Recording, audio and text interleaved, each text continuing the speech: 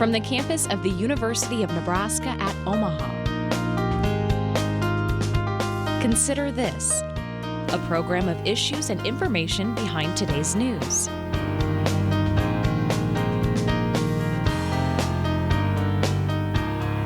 The yeas are 57, the nays are 43. Two-thirds of the senators present not having voted guilty. The Senate judges that the respondent, Donald John Trump, former President of the United States, is not guilty as charged in the article of impeachment. The presiding officer directs judgment to be entered in accordance with the judgment of the Senate as follows.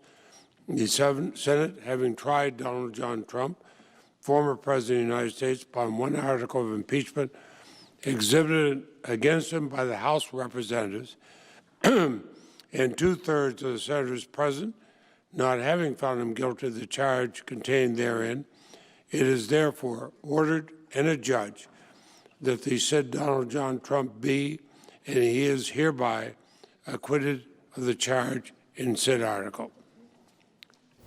Hi, everyone. I'm Kathy Wyatt. Welcome to this week's edition of Consider This. Our topic, Trump acquitted again. Joining us via Zoom to talk more about it is Patrick Borchers. Patrick is the Lillis Family Distinguished Professor of Law and a former dean at Creighton University. Welcome. Welcome. Thanks for having me. You bet. Let's start by having you describe American democracy. Well, it survived. It underwent a stress test like nothing we've ever seen. Ever since Washington stepped down, and then there was the peaceful transfer of power from Adams to Jefferson. We've had a basic respect for certain norms, but this time, various events that are normally rituals turned out to be highly significant, from the certification of elections to court challenges to the ultimate counting of the votes, the electoral votes on January 6th. So it's still standing, but I think it did reveal some vulnerable pieces in it. Okay. Briefly talk about the history of impeachment, Patrick. Well, impeachment is not something that we Americans invented. It dates back to at least the 1300s in England, where there was a process for expelling officers and members of parliament. It was brought into the United States through the drafting of the Constitution. The term high crimes and misdemeanors actually was a term of art in England. It meant essentially abuse of power. And almost every state constitution at the time of the ratification of the U.S. Constitution had some provision for impeachment. So the argument that you could not impeach a former official was not a good one, because it was widely recognized in England and in every state, and in fact in American practice, that in fact former officials could be impeached. Okay, briefly now, as we bring in the last 2 years to this equation, right?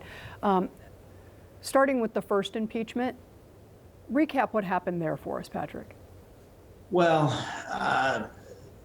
the first impeachment was somewhat muddier and more complicated because, of course, that involved centrally the call between then President Trump and the president of Ukraine.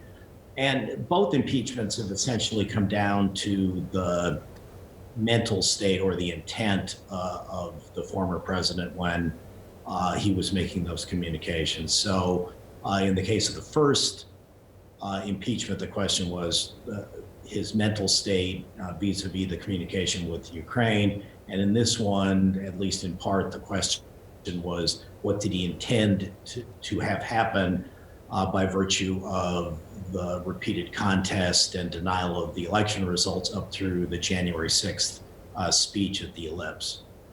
When people ask you to talk about that final month of his time in office, how do you sum that up? Boy, I don't know if it can be summed up. I mean, I guess the word I keep coming back to is stress test.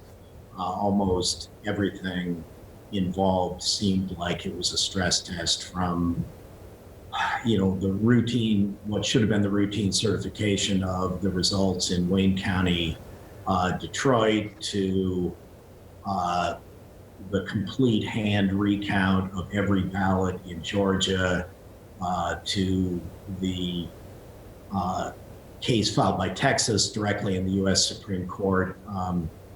Things that you normally would have taken for granted and not paid any attention to were now flashpoints. So it certainly laid bare all of the various machinations that go into the process, from converting the results in the states to the electoral votes, to the ultimate counting of the electoral votes. Actions that would be considered unacceptable to so many, yet he's acquitted again. And I have to ask, how is that even possible, Patrick? Well, impeachments are partisan by nature. We've impeached, there have been 4 impeachments of presidents, no convictions. The closest one to a conviction was Andrew Johnson, who was Lincoln's vice president. Lincoln was a Republican, Johnson was a Democrat. He was impeached for violating something that was called the Tenure in Office Act by dismissing Secretary of War Stanton. And so he was impeached on that. The Republicans appeared to have a bulletproof majority in the Senate to convict him, but actually 10 of the Republicans defected and kept him in office by a single vote. This one, in modern times, was the most number of votes for impeachment. One of the articles for Clinton got 50 votes, but 57 exceeded both the Clinton impeachment and the first Trump impeachment. So if there's anything to be said for it, I think the managers did a good job of laying out the case. And it really came down to 2 factual questions. One is, what did Trump intend to happen as a result of his various actions? And then secondly, did they in fact cause the riot in the Capitol? And that's essentially what the senators had to judge. I suspect if there had been a secret ballot, that the results might have been somewhat different. Well, and folks pointing the fingers at the Republicans when in fact the Democrats had another opportunity and didn't take that. Tell us about that. Well, there was some talk of calling witnesses, which has not always happened during impeachments. I don't think that it would have made any difference, even if they had brought in various witnesses. I think, somewhere in the low 40s, a number of senators walked into that trial having absolutely no intention of ever voting to convict for whatever reasons, political or what they thought about the facts of the case. So in one sense, say yes, he was acquitted. On the other hand, the fact that 57 senators voted him guilty is hardly a ringing endorsement of what happened. Yeah. GOP still Trump's party.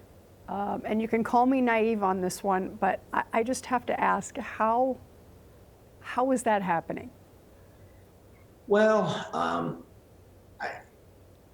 I guess we'll have to see. Certainly, former President Trump and Minority Leader McConnell are, shall we say, a bit at odds.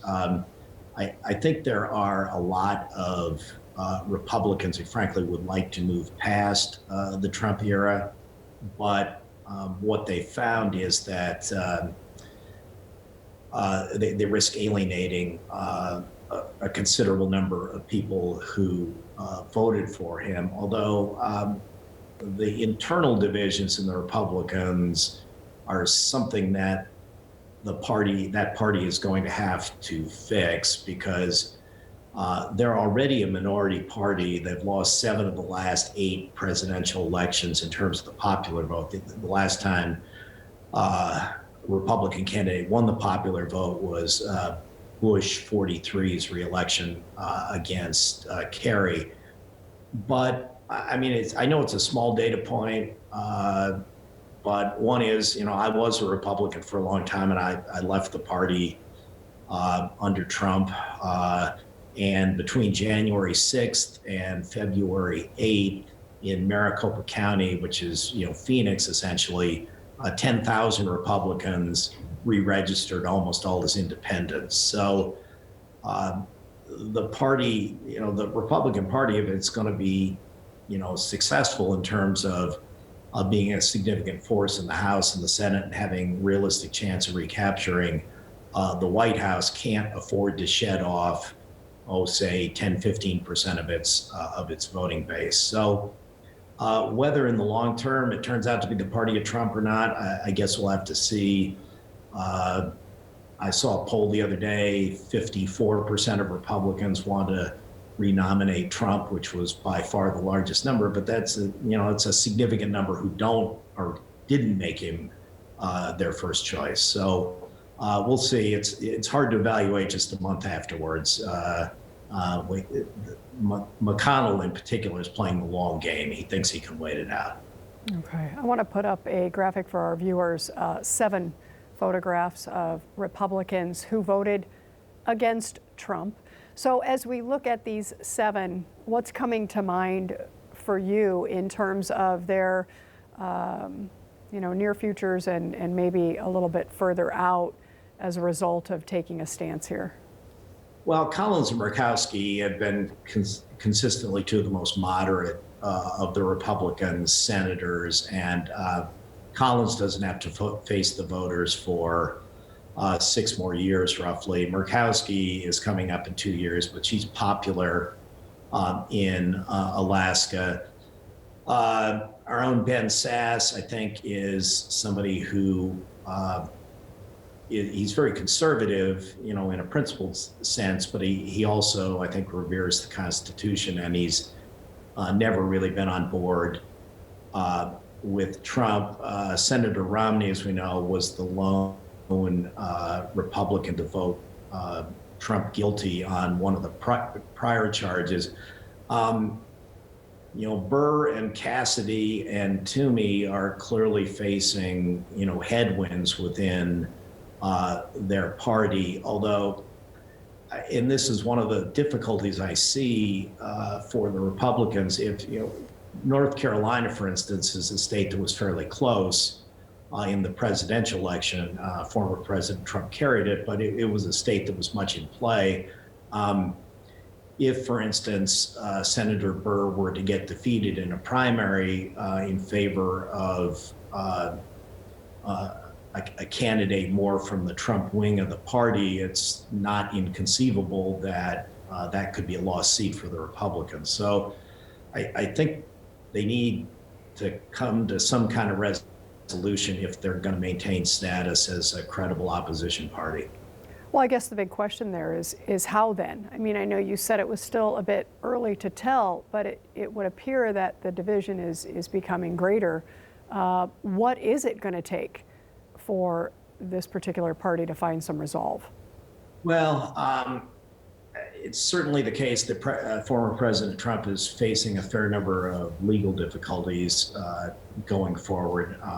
So he may be preoccupied by those and unable to maintain as active a role. He also was, it was kind of interesting. I watched a little bit of some of the interviews with him just yesterday.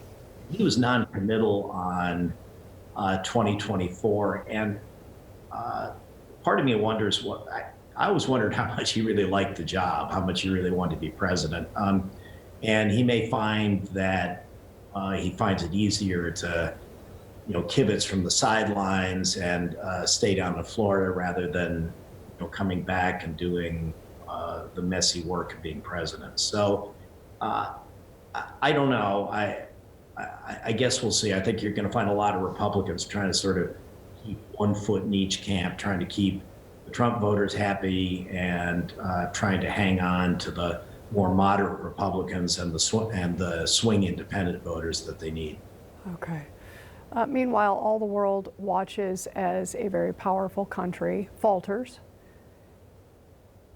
What should we be concerned about, or is there anything for us to be concerned about in this particular situation? Oh, there's a lot to be concerned about. I mean, one is that they're certainly laid bare some national security risks. Just take one example, I mean, the massive SolarWinds hack of for government and corporate infrastructure is the most devastating cyber blow that's ever been landed. And the lack of any real transition from the Trump administration to the Biden administration has surely put the new administration behind the eight ball in terms of responding to that. The balky rollout of the vaccine, I think it's clear that would have gone better if we'd if there'd been a smooth and orderly transition. With 9/11, actually, one of the things the 9/11 Commission identified as a weak spot from a national security standpoint was the shortened transition from Clinton to Bush 43. Well, I mean, we had really no transition at all here. So I think it has given our opponents some comfort in terms of what the vulnerabilities might be, and reduced, hopefully not fatally, but reduced, at least in the short and medium term, our ability to deal with threats from the outside.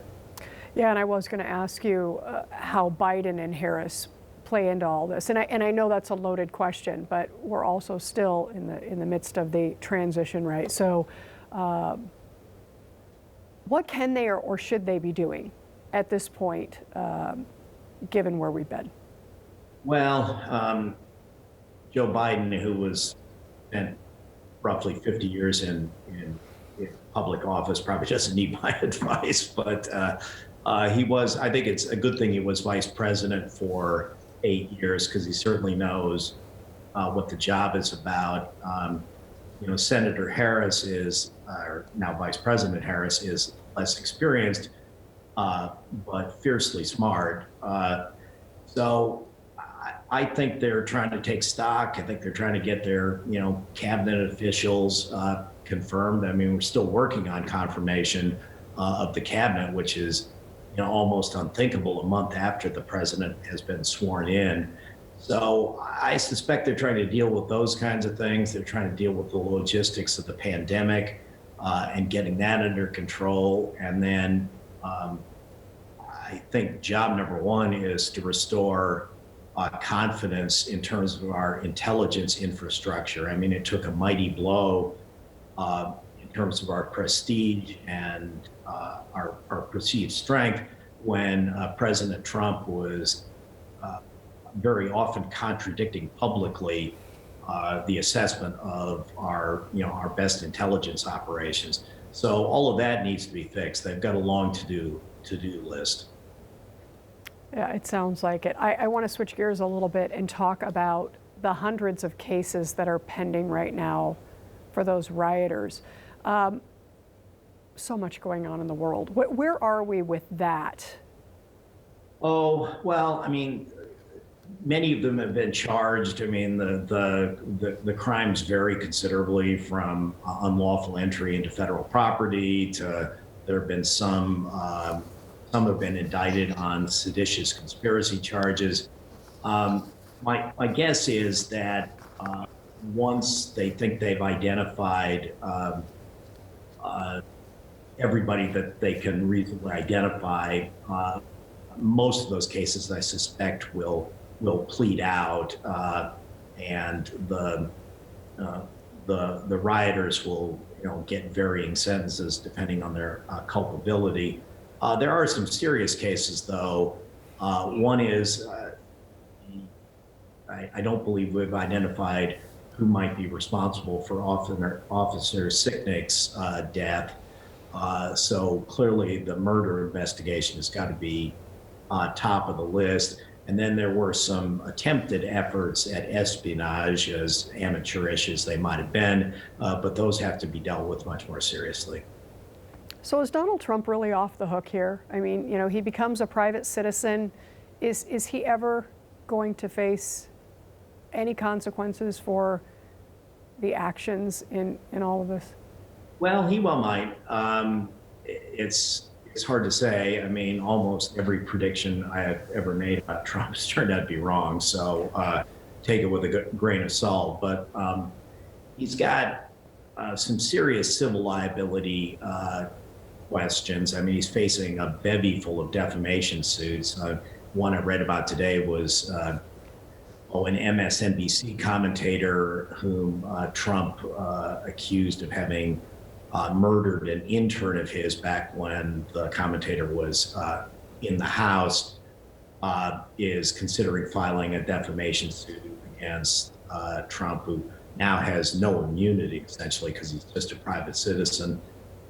George has opened up a criminal investigation into the phone call with Georgia election officials. And I guess if I were former President Trump, the one I would be the most worried about is the New York State criminal investigation into him, because the theory is actually pretty simple. The theory is that he overstated the value of assets for the purpose of getting bank loans, but then understated them for tax purposes. So he might be on the horns of a dilemma. It's kind of a prosecutor's dream. Well, either it's tax fraud or it's bank fraud. Take your pick. Now, I don't know. I haven't seen the records, but that one, just based on what one knows from public information, seems to be like it could be a quite serious matter from his standpoint. So having said all of that, and in light of the two impeachment trials, can he, or do you expect him to run for president again? I actually don't. I think he's going to be. I think he's going to be in for a rough, few years in terms of dealing with various legal matters, which I think may well sideline him. I mean, the other reality is, again, I just don't think he liked the job very much. I don't think he wanted to be president. He didn't want it taken away from him. But in terms of the day-to-day operations and dealing with national intelligence briefings and things like that, he had very little interest in the job. So I'd be kind of surprised. I mean, I think he'll flirt with it. He won't rule it out until very late, but that will also have the effect of sort of freezing the potential Republican candidates that might exist other than Trump, because they aren't, with a couple of exceptions, they aren't going to want to run against Trump. Clearly, potential candidates like Senator Hawley and Senator Cruz are trying to do. They're trying to inherit Trump's base. Well, you can't very well do that if you're running against him. So in terms of their ability to raise money and do things like that, they're going to be handicapped without knowing exactly what his plans are. Yeah, and no one has a crystal ball, but if you had to guess, where would we find him 10 years from now? Well, probably on the golf course, I guess would be my guess. I mean, and 10 years from now, he's going to be 84 years old, and a lot of people are vigorous and active at 84, but not everybody is. So, I mean, some of it is going to depend on his health, and I'm certainly not wishing bad health on him. So there'll be that. I'll be kind of surprised if he runs again, because there's depending on what happens over the next 4 years, there's a not insubstantial chance that he would lose. And he's also shoved a lot of people away from the Republican Party. I mean, he left, I think the consensus polling was that his approval rating was at 34% when he left the presidency, which is by far the lowest in the history of modern polling. So, his approval rating never reliably got above 50%. It hovered in kind of the mid 40s, and that's about what he got in terms of the election. Okay, we have less than a minute remaining. Future Americans, how are they going to look back on this moment in history? Well, I hope they look back on it as the moment that American democracy stood up, brushed itself off, and asserted itself, and that it's a testament to the strength of our government. I hope it's not looked back on as permanent damage to our democratic institutions, but that's going to be up to us. We're going to have to work to reshore it over the next few years. Okay. Patrick Borchers talking with us today about Trump acquitted again. Want to thank you so much for sharing your time and your expertise with us. We appreciate it. We'll all keep an eye out and see how this continues to unfold. Thank you. It was a pleasure. All right, and I want to thank our students who are working so hard behind the scenes. As we close, a look at scenes from Elmwood Park in Omaha, as seen through the lens of Mike Dart, a junior at UNO. Thank you all so much for watching. We'll see you next week.